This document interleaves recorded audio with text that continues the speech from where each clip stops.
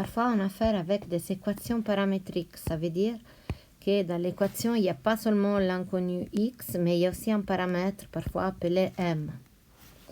Donc, dans ces cas-là, les solutions ne sont pas toujours les mêmes. Il faut discuter les différents cas selon les valeurs du paramètre. Quand on a une équation paramétrique, dans ces cas-là, c'est la 231C.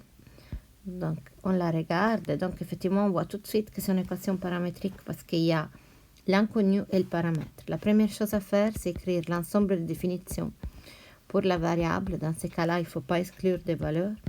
Et pour les paramètres, dans ces cas-là, il ne faut pas exclure des valeurs non plus. Mais si c'est le cas, on les fait. Et après, la deuxième chose à faire, c'est de bien réfléchir. C'est une équation paramétrique du premier degré parce que notre x apparaît au premier degré. Et donc, comme on fait toujours, on va avoir x tout seul d'un côté.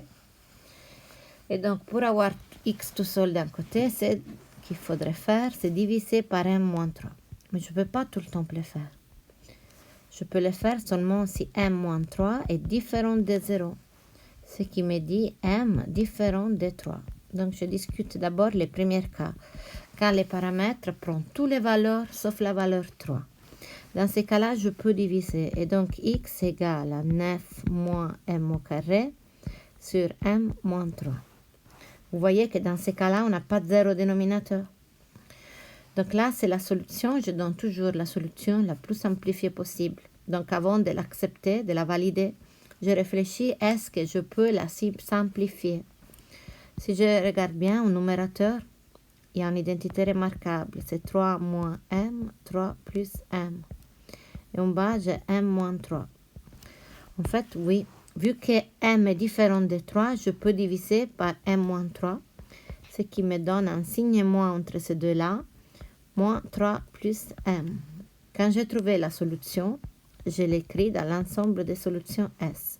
Moins 3 plus m.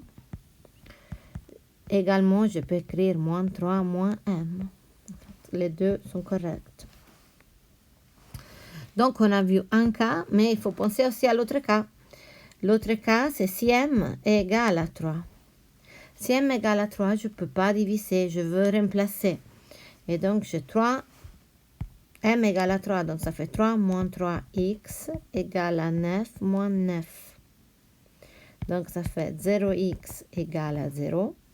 Quelle est la valeur qui multipliée par 0 me donne 0? N'importe quelle valeur réelle.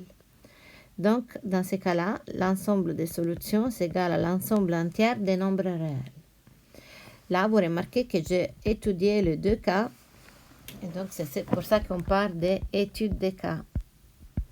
Et c'est comme ça qu'on travaille dans les cas d'une équation paramétrique.